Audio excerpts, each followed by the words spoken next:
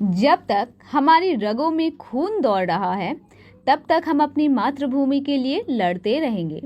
ये लाइन उन रानियों के है जिन्होंने अंग्रेज हुकूमत को हटाने के लिए अपना सब कुछ समर्पित कर दिया था। अंग्रेजों से लड़ने के लिए तो हमारे वतन ने बहुत सारे वीर जवान खो दिए थे, लेकिन बहुत कम लोगों को ये पता होगा कि शायद जब ये हुकूमत जोरों शोरों पर थी, जब इसकी आग तेजी से फैल रही थी, तब महिलाओं ने भी इसमें भाग लिया था। इन्हीं महिलाओं का समूह कहलाया रानी झांसी रेजिमेंट। 23 अक्टूबर 1943 को नेताजी सुभाष चंद्र बोस ने रानी झांसी रेजिमेंट की घोषणा पूरी दुनिया में कर दी। तो चलिए जानते हैं इसके बारे में कुछ जानकारियां। वीडियो को लास्ट तक जरूर देखें।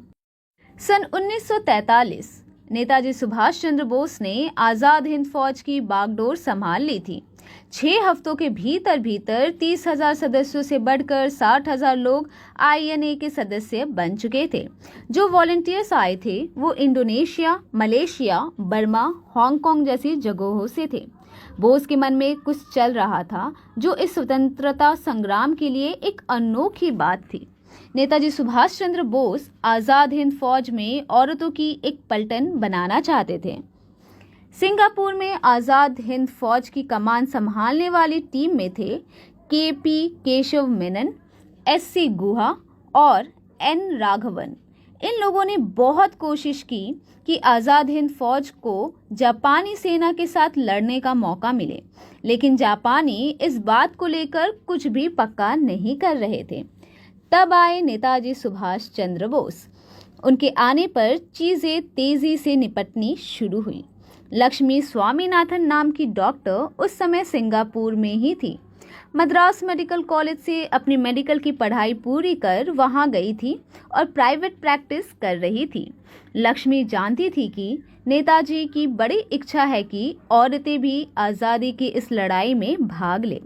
नेताजी के साथ उन्होंने एक मीटिंग की दरख्वास्त दी।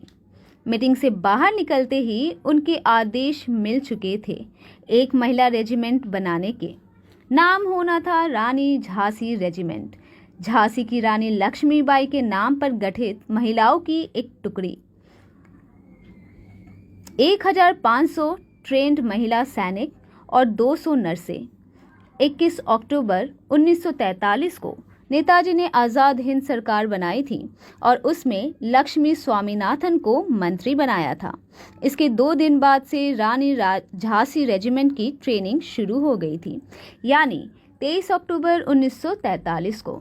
सभी को खाकी वर्दी पहननी होती थी और बाल छोटे रखने होते थे। पहला अटैक शुरू हुआ सिंगापुर से रंगून की तरफ, जहां से आजाद हिंद फौज को इम्फाल जाना था, लेकिन बीच में ही ब्रिटिश सेना ने उनका ये अटैक रोक लिया। INA के सैनिक इस अटैक के लिए तैयार नहीं थे, उन्हें पीछे हटना पड़ा। इसके बाद उन्होंने दोबारा अटैक किया, लेकिन इस अटैक में रानी झांसी रेजिमेंट शामिल नहीं थी। इसे खत्म कर दिया गया था। जिन महिलाओं लड़कियों के घर बर्मा में थे, उनको वापस भेज दिया गया था। रेजिमेंट की सारी औरतों ने खून से साइन करके चिट्ठी भेजी थी नेताजी को कि वो रानी झांसी रेजिमेंट को बना रहने दे, लेकिन ऐसा हो ना सका। कैप्टन लक्ष्मी वहीं बर्मा में रुकी और INA के एक अस्पताल में जख्मी लोगों की सेवा में लग गई। उन सबको ये लगा था कि किसी को उनकी इस जगह का पता नहीं चलेगा, लेकिन ब्रिटिश सेना को इसका पता चल गया। जिस दिन नेताजी सुभाष चंद्र बोस उनसे मिलने आए, उसके अगले दिन अस्पताल पर बम गिरा दिए। कैप्टन लक्ष्मी और उनके साथी सब घायलों को बैलगाड़ी पर लेकर भाग रहे थे। तब रास्ते में ब्रिटिश सेना ने उनको पकड़ लिया।